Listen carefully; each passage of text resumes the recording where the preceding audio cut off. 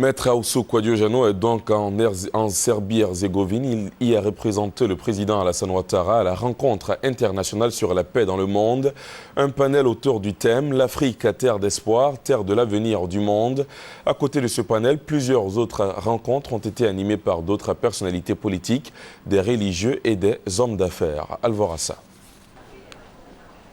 La deuxième journée de cette rencontre internationale sur la paix dans le monde organisée par la communauté Saint-Egidio à partir de Sarajevo en Bosnie-Herzégovine est essentiellement consacrée au panel. Des panels éclatés avec différents thèmes. La recherche de Dieu, la globalisation, l'intégration, l'immigration. Nous avons réfléchi et échangé sur l'espace méditerranéen, la rive du nord et la rive du sud. Est-ce que cet espace est aujourd'hui un lieu, un espace de rencontre entre les cultures, entre les hommes et les femmes de ces deux rives ou pas?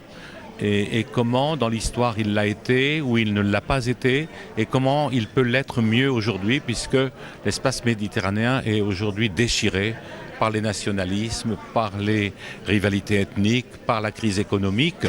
Toute la journée, les chefs d'État et de gouvernement, les chefs religieux des grandes religions du monde, les érudits, les patrons d'entreprises ont échangé sur une paix durable dans le monde.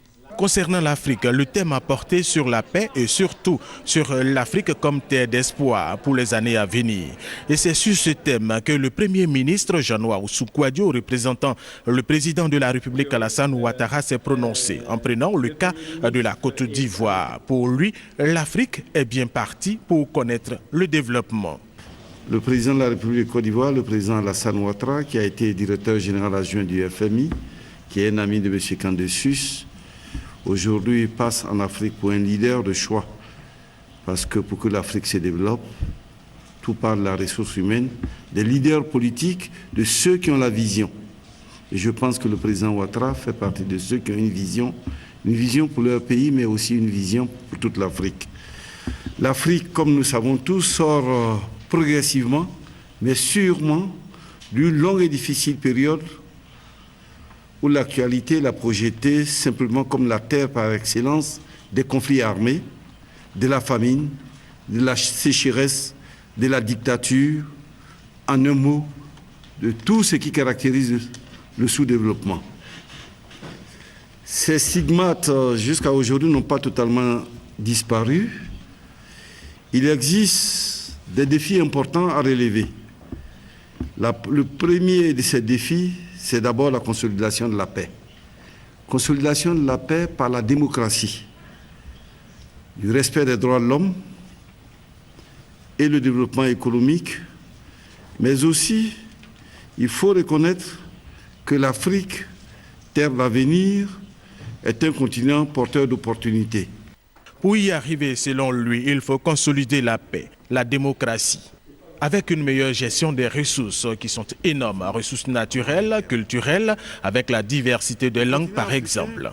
À cela, il faut ajouter le développement de l'agriculture, des services, des technologies de l'information, de la communication, des infrastructures routières, qui font du continent un vaste marché qui croît. Mais toujours selon lui, et ce marché connaîtra une meilleure croissance dans la quiétude. Les autres intervenants, Michel Candesu, gouverneur honoraire de la Banque de France, Christophe de Margerie, président directeur général du groupe Total, Mario Giraud de Saint-Egidio, Catherine Marshall de l'Université de Georgetown aux États-Unis d'Amérique, l'évêque Bernard Ntaoutouri du Burundi, Dove Zera, directeur général de l'Agence de développement de France, ont reconnu que désormais l'Afrique doit être traitée en partenaire avec toutes ses capacités pour l'aider à se développer. Il faut par ailleurs, toujours selon eux, créer la stabilité et la paix sur le continent, l'Afrique, pour en faire une grande puissance.